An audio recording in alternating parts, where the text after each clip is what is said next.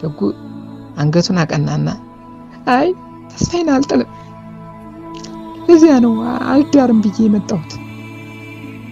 ልቤ ያላትን ሰው ጠብቃለሁ። ፍቅርና ግፍ ክፍል 1 የደጉ ብቸኝነትና የልጅነት ፍቅር ትዝታ። ቦታ ጎንደር አካባቢ በአንድ የገጠር የቄስ ትምህርት ቤት ግቢ። ጊዜ ምሽት ፀሐይ ከጠለቀች በኋላ። በቄስ ትምህርት ቤት ቅጥር ግቢ ውስጥ ባለው የቅንጭብ አጥር ስር ደጉ ብቻውን ተቀምጦ ነበር። የቀን ውሎውን በሀሳብ ማሳለፉ ይበልጥ የብቸኝነት ስሜትን አከብዶበት ነበር። የክረምት ወራት ቀዝቃዛ ነፋስ የቆሎ ተማሪዎች የሚተኙበትን ክፍል ጣሪያ ላይ የተነጠፈውን ቆርቆሮ አልፎ ሲያቃስት ይሰማል።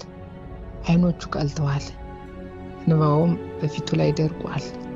ከጥቂት ደቂቃዎች ዝምታ በኋላ ጓደኛው ወልደ ማርያም ከጨለማው ውስጥ ብቅ አለ። ወልደ ማርያም የደጉን ስሜት ከሩቅ ያነባል። ዛሬ የደጉ ለቅሶ የተለመደ አልነበር፣ ውስጡን የቆረጠ ነበር። ደጉዬ ወንድሜ፣ በዚህ ብርድ ለምን ብቻህን ትቀመጣለህ? ምን ገጠመ? ከትምህርቱ አስቸጋሪነት ነው ወይስ የጾሙ ምግብ አሰልችቶህ? ወልደ ማርያም በደጉ አጠገብ ቁጭ አለና ትከሻውን መታ መታ አደረገው። ደጉ ፊቱን ወደ ሰማይ ያነሳ። ሰማዩን ኮከቦች በብርሃናቸው ሸፍነውታል። ነገር ግን ያ ሁሉ ብርሃን የደጉን ውስጣዊ ጨለማ ሊያጠፋው አልቻለም። ወልደ ማርያም አለ ደጉ። ድምፁ ተቆራርጦ ነበር። የምግብም ሆነ የትምህርት ችግር አይደለም።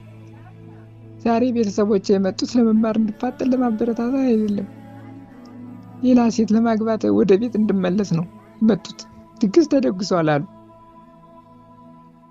ወልደ ማርያም በድንጋጤ አፉን ከፈተ። እንዴት ታዲያ ምን አልክ? ደጉ የደረቁ አይኖቹን መለሰና በዝምታ ተነፈሰ። እምቢ አልኩ፣ አልዳርም። እኔ ልቤን የሰጠኋት አንዲት ነፍስ አለች። ደጉ እጁን ወደ አንገቱ ሰዶ አንድ የብር መስቀል አወጣ። መስቀሉ ትንሽ ጥንታዊና በጊዜ ብዛት የለሰለሰ ነበር። ይህንን መስቀል የሰጠችኝ አለሚቱ ናት፣ ከጎንደር ከኛ ቀበሌ። ደጉ መስቀሉን ባገጩ አሸሸው። አለሚቱና እኔ ከልጅነት ጀምሮ በፍቅር ያደግን ነበር። ወልደ ማርያም በትኩረት ይሰማ ነበር። ታዲያ የት ሄደች? ለምን ተለያችሁ? ደጉ ቀና አለና በድጋሚ አይኖቹን ከከዋክብት ላይ አሳረፈ። የዚያን ዘመን መራራ ትዝታ እያስታወሰ መናገር ጀመረ። የኛ ቀበሌ ሊቀመንበር የነበረው ግርማ የሚባል ሰው ነበር። ወልደ ማርያም ግርማ የክፉዎች ሁሉ ክፉ ነበር። የዓለሚቱን ቤተሰቦች መሬት ቀምቶ ከዚያ እነርሱን አጠፋቸው። ማንም ሰው ስለሱ አፉን ሊከፍት ይፈራ ነበር። ደጉ ተንቀጠቀጠ። እኔም የዛኔ ትንሽ ልጅ ብሆንም ዓለሚቱን ከሞት ለማትረፍ ቻልኩ፣ ደበኳት። ይህም ቤተሰቦችም እንድትድን አደረገ። ከዚያስ? ወልደ ማርያም ጠየቀ። ከዚያ በኋላ ደጉ ቃላት አጣ። ከዚያ በኋላ የዓለሚቱ አክስት ስንቅነሽ መጣች። ዓለሚቱን ይዛ ወደ አዲስ አበባ ሄደች። ያኔ ስንለያይ ይህንን የብር መስቀል ለዘላለም እንደምጠብቃት ቃል አስገብቼ ሰጠዋት። እሷም ይህን መስቀል ሰጠችኝ።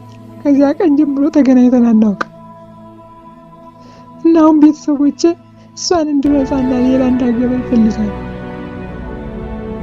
ደጉ መስቀሉን ወደ ቦታው መለሰና እንዴት ልረሳት እችላለሁ? እሷ የኔ ልብ ናት። ወልደ ማርያም ተነሳና ደጉዬ መከፋት ይገባኛል፣ ግን ተስፋህን አትጣ። አንተን እየጠበቀች ሊሆን ይችላል። አዲስ አበባ ትልቅ ናት፣ ነገር ግን የፍቅር ገመድ ይበልጥ ጠንካራ ነው። ደጉ አንገቱን አቀናና አይ ተስፋዬን አልጥልም፣ ለዚያ ነው አልዳርም ብዬ የመጣሁት። ልቤ ያላትን ሰው ጠብቃለሁ።